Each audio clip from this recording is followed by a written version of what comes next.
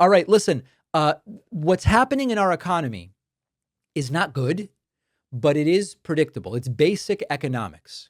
We heard from a Republican here, Don Bacon, congressman from Nebraska, about what's going on.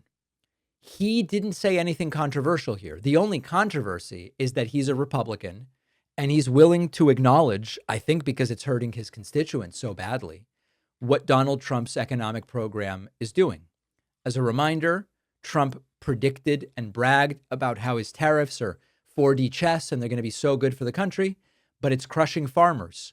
And Nebraska's got a lot of farmers. And here is Congressman Don Bacon simply acknowledging what it is that is going on. We need trade deals as fast as we can for Nebraska. We're an export state, and our corn and soybeans right now are being shut out of the market. And that's why Nebraska is on its heels right now. We've lost about 6% of our GDP, according to the economic numbers that are official. And that's not a good sign. And so if we can get some tariff deals and get these markets open back up, ultimately that's what we want. Think about what is happening here. In a sense, 5 or 6%, he says, of Nebraska's GDP has evaporated into thin air because Trump wanted a talking point about being tough on China with tariffs that are paid by American businesses. And meanwhile, the people that are paying the price are the soybean farmers and the corn growers and families that are already struggling to get by. And this is really the core of the problem with Trump's economic brain trust. Number one, out of the expectation that they will be completely loyal to Trump, they don't seriously tell him what the effect of his policies are going to be until it becomes completely untenable. And they just have to go, listen, this is not good.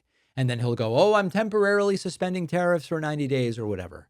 But the core that tariffs are a punishment for not foreign governments, but for American businesses isn't getting through to Donald Trump. And you've got Republicans here. I mean, this is not Elizabeth Warren from liberal Massachusetts. This is Republican Congressman Don Bacon from right-wing Nebraska saying we have seen 6% of our GDP disappear as a result of these tariffs. So it is a bad look, but think about the follow-on effects of this if the tariff policy isn't changed, aside from the fact that there's a whole bunch of other policy that's no good. And this was predictable not only because if you go to an economist and you say, hey, what happens if you do these tariffs? And they go, this is what happens.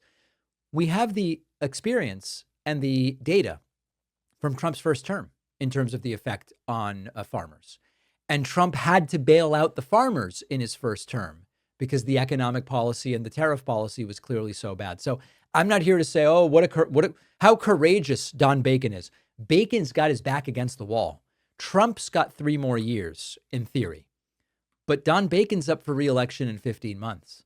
And how does he justify getting reelected when the guy he supports from his party, Donald Trump, has overseen a tariff policy that played a role in evaporating into thin air 6% of Nebraska's GDP? This is a real problem for Bacon, and that's why he's coming out and acknowledging this. Now, whether this is going to lead to any kind of change or whether anyone's got Trump's ear as to the damage that he's causing, who knows? But Bacon's back is against the wall, and that's his concern is re-election here.